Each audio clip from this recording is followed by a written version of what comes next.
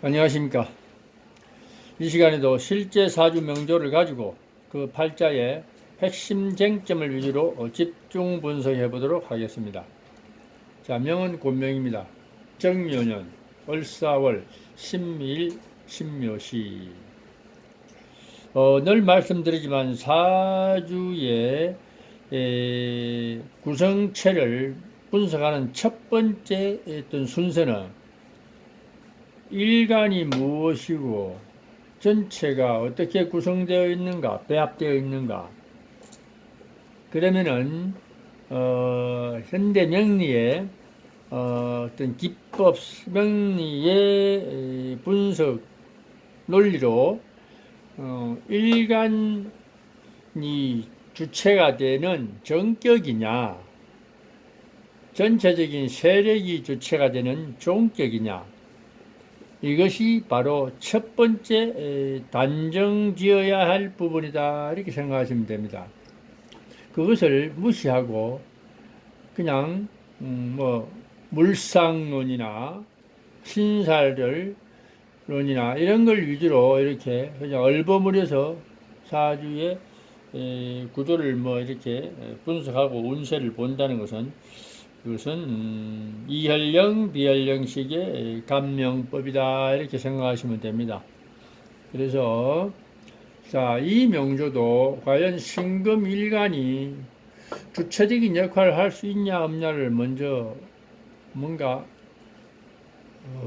구분해야 되는데, 우리가 사주를 보면서 신강신약을 항상 논하고 강약을 논하는 이유가, 그 신강신약이 전부는 절대 아닙니다. 그 신강신약에 매몰되면 안 됩니다.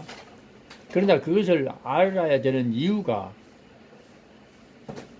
일간이 주인공으로서의 정격은 역할을 하려면은 일단은 신강약을 구분할 수밖에 없습니다. 그것은 강약을 구분하기 위함이 아니라 일간이 건이 있으면은 그 사주 명조는 정격으로서의, 일간이 주체가 된 정격으로서의 어떤 구조라고 보고 분석을, 길흉을 분석을 해야 되고, 일간이 덕령덕지 하지 못했다면은, 한마디로 신령한, 완전히 신령한 상태라면은 그것은 정격의 명조가 아니라 종격의 명조, 즉 세력을 쫓아서 가야 되는, 그리고 운세 분석도 그렇게 해야 되는 종격이다, 이렇게 보면 됩니다.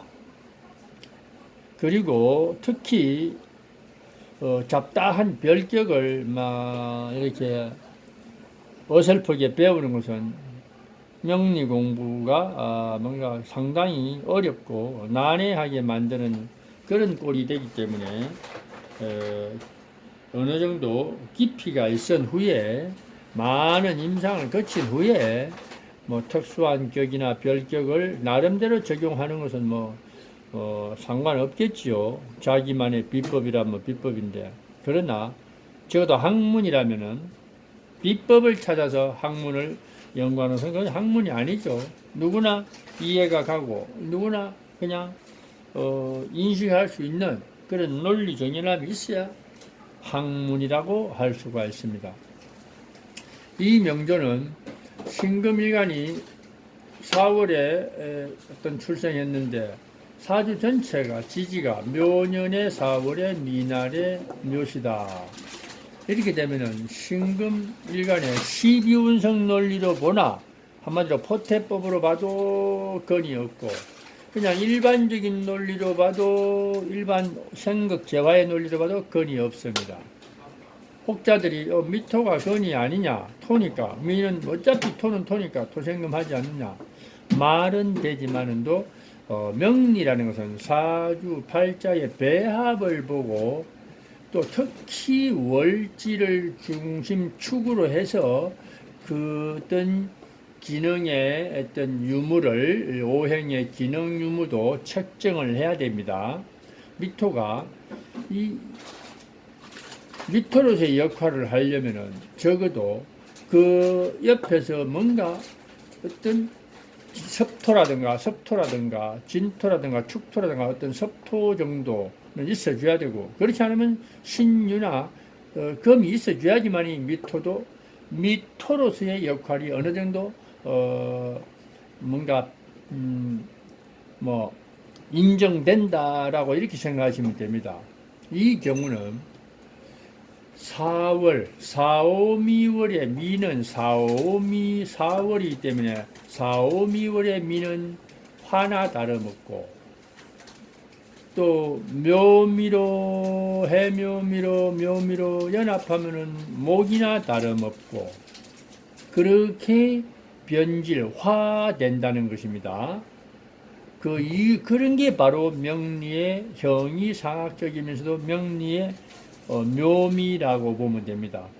그래서 이 미토는 토로서의 가치는 절대 없다라는 겁니다. 왜냐? 묘미로서 목이 되고 사오미로서 화가 되니까 목생화로 이어지는 연결고리나 될 수 있을까? 절대 토가 아니다.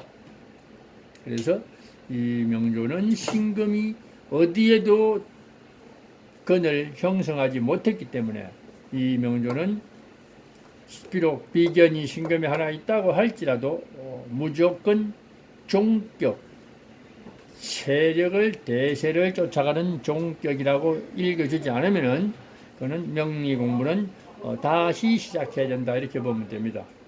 그래서 이 명조는 묘미의 묘에 을목이 투관된 상태에서 목의 세력이 강하고, 그래서 목생화로 연결되는 화의 세력도 사오미 방국에 연결되면서 정화가 투관됐으니까 목화가 양분되어 있는 양분되어서 배합된 상태다라고 봅니다. 여기서 미는 사오미로 연결돼서 정화의 근이 되고, 또 해묘미로 엮이면 목으로 연결돼서 을목의 근이 되고, 이러한 양면성을 띌 수도 있다라는 그런 가지 우리가 잠정적으로 응용해야 됩니다. 그러냐더나 목화는 상생이기 때문에 이 사주는 목화격이다 보면 됩니다. 그래서 목으로 시작해서 화로 연결되는 목화격이다, 이렇게 보면 됩니다. 그래서 종재관격, 신금 입장에서 볼 때는 목을 쫓아가니까 종재관으로 연결되니까 종재관격이다. 그러면 일반적으로 종격이라는 의미를 붙이지 않더라도 목화사주다라고 보면 됩니다. 그래서 이 명조는 목화의 운이 그냥 오는 것이 당연하고 자연스럽다. 목화에서 또 토가 와도 목화 토로 연결되니까 자연적으로 어떤 상생의 원리로서 화를 주인공으로 보면 토는 식신식상이 되고, 목을 주인공으로 보면 목생화 화생토로 그냥 연결되는 그런 꼴이니까 어차피 목이 주인공은 될 수 없습니다. 목생화 하니까 화가 주체가 되면서 토 정도는 자연스럽게 수용한다라는 것이고, 만약에 이 운명에서 수운이 오면 어떨 것인가? 수운이 오면 화가 주체가 주인공의 어떤 사공격인데, 화에는 배치되는 그런 번거로움이 있습니다, 분명히. 그러나 목으로 인해서 화가 살아나기 때문에 수생목, 목생화로 연결되니까 아무래도 목이 술을 흡수하는 통간 역할도 하니까 그 정도로 이해를 하시면 됩니다. 그러나 분명한 것은 목화격이니까 목화운이 가장 이상적이다, 이렇게 해석을 하시면 됩니다. 나쁜 것은 거문이 온다든가, 이제 가장 좀 염려되는 것은 거문이 올 적에도 좀 신통치 않고, 그 다음에 수운이 올 적에도 뭔가 화와 부딪힌다. 거문이 오면은 목과 부딪히니까 좀 반감이 되고, 수운이 오면은 또 화와 부딪히니까 뭔가 반감의 어떤 그런 영향이 있다. 그렇게 해석을 하시면 됩니다. 그래서 이 주인공은 목화와 관련된 그런 어떤 직업, 직종이 어울리고, 단 결혼운에 있어서도 그냥 정격으로 보면은 아주 그걸 뭐 정격으로 볼 수도 없지만 또 봐서도 안 됩니다. 말하면 정격으로 볼 명조가 아니니까 정격으로 봐서도 결혼운은 아무래도 일반적인 깔끔한 종격의 종살명이 되지 않는 이상은 배우자운이 뭔가 좀 안정감이 떨어지기 때문에 아무래도 이 정도도 어찌됐든 종은 종인데 가종격 정도에서 종으로 어떤 변화된 운명인데 배우자운은 아무래도 좀 그만큼 신중하지 않으면은 안정된 배우자를 만나기가 쉽지 않다라는 것도 한 번쯤 생각해 볼 필요가 있습니다. 결론은 목화여서 신금 입장에서 일단은 격은 종격이니까 종살격이니까 배우자는 뭐 마땅한 사람을 만날 수 있는 근거는 충분하나 어떤 그런 좋은 마땅한 배우자를 찾는 과정에 있어서는 그 과정이 순탄치는 않다라는 것도 사주 구성체가 뭔가 그것을 암시하고 있다라고 보면 됩니다. 그래서 목화운이 올 적에 아니면 화운이 올 적에 그럴 적에 종격은 종한운이 올 적에 그 타이밍을 잡아서 결혼도 하고 하는 것이 안정된 어떤 시기 선택이고 또 그런 현명한 선택을 할 수 있는 그런 계기가 될 것이다 이렇게 보면 됩니다.